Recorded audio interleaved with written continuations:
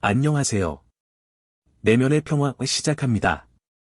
오늘은 생각이 너무 많아지는 상황에서 벗어나는 방법을 다루고자 합니다.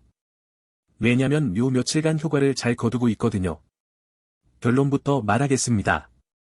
첫째, 만약 누워있는 중이라면 일단 일어나면 됩니다.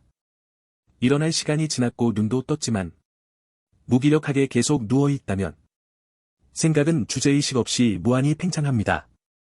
자신을 더 심한 무기력에 빠뜨리고 시간 낭비에 두통까지 유발합니다. 그러니 누워있다면 일단 일어나야 합니다. 이게 가장 중요해 보입니다. 둘째, 일을 하면 됩니다. 규칙적으로 일을 하다 보면 엉뚱한 생각에 과몰입할 일이 없어집니다.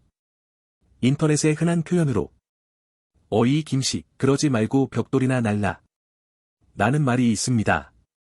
같은 이유로 군대에서도 일부러 병사들을 편히 쉬도록 두지 않습니다. 단순하지만 시간이 오래 걸리는 일을 시킵니다. 끊임없이 할 일을 만들어줍니다. 주임원사에 쉴 땐 쉬더라도 할 건 하자 라는 말이 그 말입니다.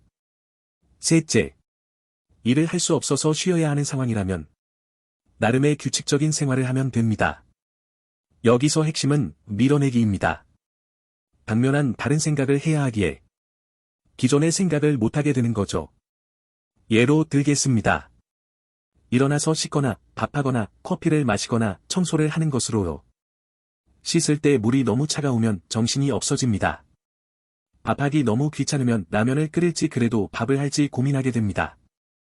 커피를 마시려면 깨끗한 컵과 뜨거운 물, 맛있는 커피를 준비해야 합니다. 청소란 해도 끝이 없는 법이죠. 정리정돈도 끝이 없죠. 정리하는 방법이 무궁무진하거든요. 넷째, 딴 짓을 하면 됩니다. 일종의 끊어내기죠. 사고의 전환을 위해서 아무 말이나 해대는 코미디를 보거나 전략적 사고를 요하는 게임을 하면 됩니다. 그냥 단순한 노가다 게임도 괜찮습니다.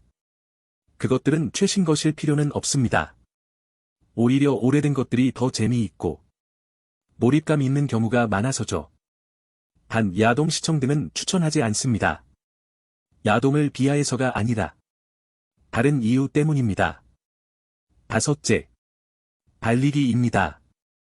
처음 달릴 때는 생각이 많지만 계속 달리다 보면 숨이 차서 다른 생각할 겨를이 없어집니다. 근력 운동도 좋고 중요하지만 그건 제가 잘 안 합니다. 그 외에 다른 방법도 많이 있겠죠. 물론 여기에도 예외들은 있습니다. 첫째 예외. 고민해야 할 일이 있는 경우가 대표적이겠죠. 고민해야 할 일이 있는데도 안 하고 있는 것은 회피나 방치에 해당합니다. 일종의 직무유기지요. 이런 회피나 방치는 상황을 악화시키기 쉽습니다. 나중에 뒷수습이 더욱 어려워지니 고민해야 할 일은 고민해야 하는 것이 맞다고 봅니다. 두 번째 예외. 생존을 위한 분투입니다. 여러 가능성을 고려하느라 생각이 사방으로 뻗어나가는 것. 어느 정도 그러려니 합니다. 한번 사고를 당해보면 여러 안전장치를 고려하기 마련입니다. 2중 3중은 기본이고 다양한 경우의 수까지 고려하게 됩니다. 교토삼굴이라는 말이 있습니다. 교활교묘한 토끼는 위험에 대비해 토끼굴을 여러 개 만든다는 말입니다. 안전에 대한 걱정과 대비가 실제로 목숨을 살리거나 피해를 최소화할 수 있습니다. 세 번째 예외. 기타 등등입니다. 이건 위에 두 가지로 끝내기는 아쉬워서 일단 하나 더 넣은 것입니다. 설마 두 가지 예외만 있겠습니까? 아무튼 그럼 정리해보죠. 생각이 너무 많아질 때는 일단 일어나야 합니다. 일어나서 규칙적인 생활을 해야 하고 그래도 과몰입 상태인 경우는 딴짓으로 과몰입 상태에서 벗어나면 됩니다.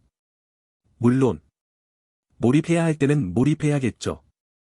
걱정해야 할 때는 걱정해야 하고요. 자, 저 자신을 위한 정리는 여기까지. 그럼 이만.